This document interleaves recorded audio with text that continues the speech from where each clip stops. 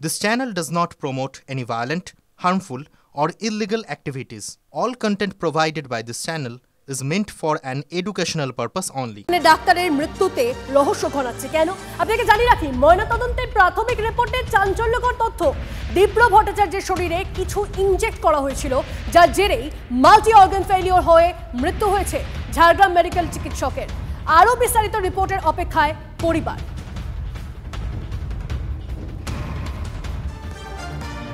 পরে খবরে আসি। বর্ধমান মেডিকেল কলেজের 10 সাসপেন্ডেড ছাত্রছাত্রীকে ক্লাস করার অনুমতি হাইকোর্টের। গত 11 অক্টোবর ওই কলেজের কিছু ছাত্রদের র্যাগিংয়ের অভিযোগে তাদের সাসপেন্ড করে কলেজ কাউন্সিল।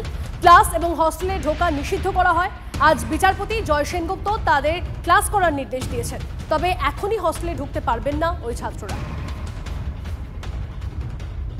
ইন্টিম অর্ডার দিয়েছেন আরও যে 11 তারিখ থেকে এই স্টুডেন্টরা ক্লাসে পার্টিসিপেট করতে পারবে এবং 11 তারিখে আবার মামলার হিয়ারিং হবে।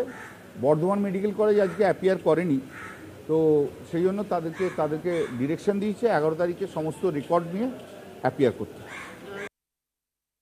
শিক্ষার ছাত্র পুরো ব্যবস্থাটার জয় হচ্ছে, যেটাকে কোনোভাবে একটা নস্যাৎ করে দিয়ে থ্রেট কালচার, দুর্নীতির উপরে দাঁড়িয়ে তারাই হচ্ছে সব কিছুকে নিয়ন্ত্রণ করবেন প্রশাসনের একেবারে প্রত্যক্ষ মদতে। এই যে একটা সংস্কৃতি আমাদের রাজ্যে চলছে, এইটার বিরুদ্ধে মহামান্য হাইকোর্ট রায় দিয়েছেন।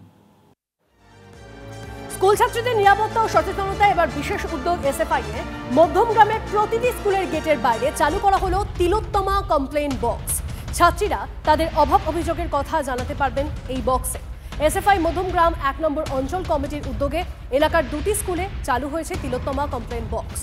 আগামী সপ্তাহে মধ্যমগ্রামের অন্য স্কুলগুলিতেও চালু হবে এই কমপ্লেইন বক্স।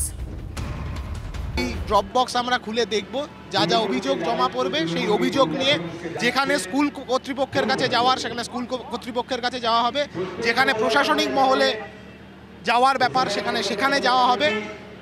মূল কথা, বাংলার ছাত্রীদের যে বিপন্ন অবস্থা এই রাজ্যের সরকারের আমলে, এই বিপন্ন অবস্থা থেকে বের করতে হবে বাংলার ছাত্রীদেরকে।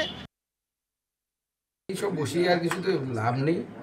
সিপিএম এখন মৃত প্রায় কোমাতে চলে গেছে, সেন্স নেই পার্টির, এবং সিপিএম বিরোধীদের জায়গায় নেই। এদিকে রাজ্যে ফের বিদ্যুৎস্পৃষ্ট হয়ে মৃত্যুর ঘটনা। রাজারহাটে নার্সারির বাগানে কাজ করার সময় তড়িদাহত হয়ে মৃত্যু হয় যুবকের। নার্সারির মালিক নিমাই মণ্ডলকে গ্রেপ্তার করেছে পুলিশ। মিটার বক্স থেকে অবৈধভাবে তার টানার অভিযোগ মালিকের বিরুদ্ধে। অবৈধ তারের জন্যই রাজারহাট ঝালিগাছি এলাকায় বাগানে কাজের সময় বিপত্তি বলে অভিযোগ। আহত অবস্থায় ভাঙড়ের বাসিন্দা শুভ সর্দারকে হাসপাতালে নিয়ে গেলে মৃত ঘোষণা।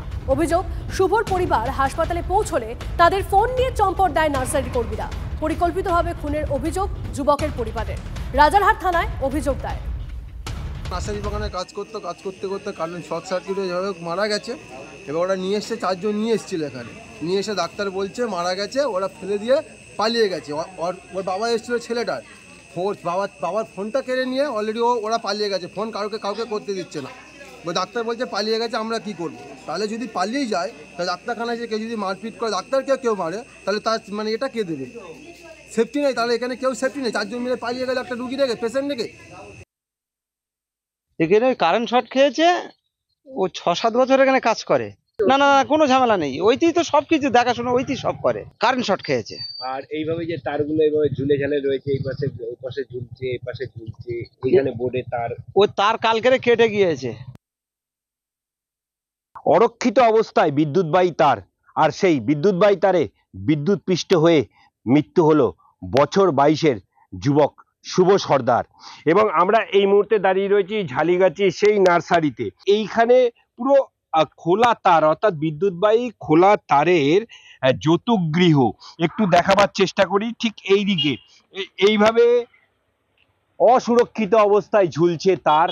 এই যে তারটা রয়েছে, তারের সংযোগস্থল, অর্থাৎ দুটো তার একসঙ্গে জয়েন করার পরে সেটা কালো প্লাস্টিকের মোড়কে বাঁধা রয়েছে, কোনোটাই অসুরক্ষিত অবস্থায়। তবে এর দায়ভারের কারণে ইতিমধ্যেই কিন্তু এই নার্সারির মালিক নিমাই মণ্ডল এবং তার স্ত্রী টগর মণ্ডলকে গ্রেপ্তার করেছে রাজারহাট থানার পুলিশ। তাদের বারাসাত আদালতে পেশ করা হবে এবং নিজেদের হেফাজতে নেবারও আবেদন জানানো হবে রাজারহাট থানার পুলিশের পক্ষ থেকে। রাজারহাট ঝালিগাছি থেকে রঞ্জিত ধর, TV9 বাংলা।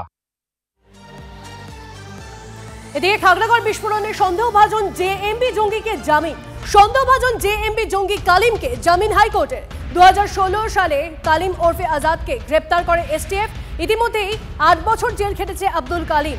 বিচার কবে শেষ হবে সেটা অজানা। বিচারপতি বাগচির বক্তব্য, 8 বছর 2 মাস কাস্টডি হয়ে গেছে। এই কাস্টডি পিরিয়ডের ডিটেনশনটা 8 বছর 2 মাস হয়েছে। এই একটা ফান্ডামেন্টাল রাইটের ক্ষেত্রে, পার্সোনাল লিবার্টির ক্ষেত্রে ওই গ্রাউন্ডটা কনসিডার করে অনারেবল কোর্ট বেল দিয়েছে। কোর্টের তরফ থেকে বা ডিফেন্সের তরফ থেকে কোনো ডিলের কোনো কোশ্চেনই নেই। প্রসিকিউশন সাক্ষী একটা সিজার উইটনেস আসেইনি, মারা গেছে না পাওয়া যায়নি। এইরকম প্রসিকিউশনের তরফ থেকে সাক্ষীগুলো অত্যধিক ডিলে হচ্ছে, যার জন্য 8 বছর 2 মাস অতিক্রান্ত হয়ে গেছে। অ্যাকাউন্ট ব্যালেন্স চেক করতে গিয়ে বাবার হাতে বেধড়ক মার। 13 বছরের ছেলেকে বেধড়ক পিটিয়ে শ্রীঘরে বাবা। দাদুর সঙ্গে ব্যাংকে যায় 13 বছরের নাতি। বাড়ি ফিরতেই ছেলেকে শিকলে বেঁধে বেদম প্রহার বাবার। মায়ের অভিযোগের ভিত্তিতে গ্রেপ্তার। স্বামীর শাস্তি হোক চাইছেন স্ত্রী। সেকল আগে পায়ে দিয়ে বেঁধে, সেকলটা বা হাতে এরকম চুল যেমন মুড়ায়, চুল মুড়ানোর মতো সেকলটা হাতে বেঁধে রেখে, এবার ও কারেন্টের কাজ করে। কারেন্টের যে মেন লাইনের তার আছে, ভিতরে যে অ্যালুমিনিয়াম দেওয়া থাকে, সেই তার ফোল্ড করে নিয়ে ওকে সেইভাবে বেধড়ক মার মারছে, শুয়ে ফেলে দিয়ে। কথায় কথায় রেফার। হাবড়া হাসপাতালের করুণ ছবি। মুখগহ্বর পুড়ে যাওয়া 5 বছরের শিশুকন্যাও চরম ভুক্তভোগী। অভিযোগ, 8 ঘন্টা ফেলে রেখে পরিকাঠামোর দোহাই দিয়ে হাবড়া হাসপাতাল থেকে রেফার। 3 হাসপাতাল ঘুরে রেফারের জাঁতা কলে 18 ঘন্টা পর SSKM এ ঠাঁই শিশুটি। কিন্তু কেনই বেহাল দশা জেলা সরকারি হাসপাতালের? অভিযোগ, হাবড়া হাসপাতালের ন্যূনতম পরিকাঠামো বা পরিষেবা কিছুই নেই। একের পর এক রোগী আরজিকর কিংবা বারাসত মেডিকেলে রেফার করছে, অথচ কোন বেড বুকিং করে দেওয়া হচ্ছে না। ভর্তি হতে গিয়ে চরম হয়রানির শিকার। সেন্ট্রাল রেফারেল সিস্টেম চালু হলেও তার পরিষেবা মিলছে না। মুখ খোলেননি সুপার। হাসপাতাল কর্তৃপক্ষের দাবি, রোগীর আত্মীয়রা নিজেদের দায়িত্বে রোগী অন্যত্র নিয়ে যাচ্ছেন, জানিয়ে জোর বিতর্ক। সকাল 10টা থেকে এখন বেলা 2:30 বাজে, এখনও পর্যন্ত হাবড়া হাসপাতালের সুপার আসেননি। আমরা দীর্ঘক্ষণ বেশ কয়েকবার এসেছি এবং হাবড়া হাসপাতালের সুপারের ঘর এইভাবে বন্ধ অবস্থায় দেখেছি। একই রকম হাবড়া হাসপাতালের অ্যাসিস্ট্যান্ট সুপার, তিনিও দীর্ঘক্ষণ ধরে আসেননি। কিন্তু এই সময়কালের মধ্যে একাধিক পেশেন্ট এখান থেকে ট্রান্সফার করা হলো। হাবড়া হাসপাতালের পরিকাঠামো নিয়ে প্রশ্ন উঠছে, কারা কিভাবে এই হাবড়া হাসপাতালে ট্রান্সফার করে দিচ্ছেন, এই প্রশ্ন কিন্তু বারবার উঠতে শুরু করেছে। কিন্তু বিষয় হচ্ছে, হাবড়া হাসপাতাল জুড়ে যে পরিকাঠামো তৈরি করা হয়েছে, সেই পরিকাঠামোর মধ্যে কেন সেই সমস্ত পেশেন্টদেরকে রাখা হচ্ছে না, এটা নিয়ে যেমন একদিকে প্রশ্ন, আবার উল্টো দিকে যে সমস্ত পেশেন্টদেরকে এই হাবড়া হাসপাতাল থেকে অন্যত্র ট্রান্সফার করে দেওয়া হচ্ছে, তাদেরকে কেন সেই নির্দিষ্ট মেডিকেল কলেজে বেড বুকিং করে দেওয়া হচ্ছে না। আমরা একের পর এক পেশেন্টদের সঙ্গে কথা বলেছি, তাদের রোগীর আত্মীয়দের সঙ্গে কথা বলেছি, তারা কিন্তু একদম স্পষ্ট বলছেন, শুধুমাত্র বলা হচ্ছে এখান থেকে অন্যত্র নিয়ে যান। এখান থেকে অন্যত্র নিয়ে যান, তারা নিয়ে চলে যাচ্ছেন, আর রোগীদের হয়রানি হচ্ছে। আর বারবার দেখা যাচ্ছে বিনা অনুমতিতে প্রবেশ নিষেধ। ডক্টর বিবেকানন্দ বিশ্বাস, সুপারিনটেন্ডেন্ট হাবড়া, এই হাবড়া হাসপাতালের সুপার তিনি নেই, অর্থাৎ তিনি হাসপাতালে নিয়মিত থাকেন না। 10টা থেকে 2:30 পর্যন্ত তিনি নেই। তার ফলে হাবড়া হাসপাতালের এই পরিকাঠামো বারবার ভেঙে পড়েছে বলে মনে করছেন সাধারণ মানুষ। TV9 বাংলা থেকে সুকান্ত মণ্ডলের সঙ্গে দীপঙ্কর দাসের রিপোর্ট, উত্তর 24 পরগনা।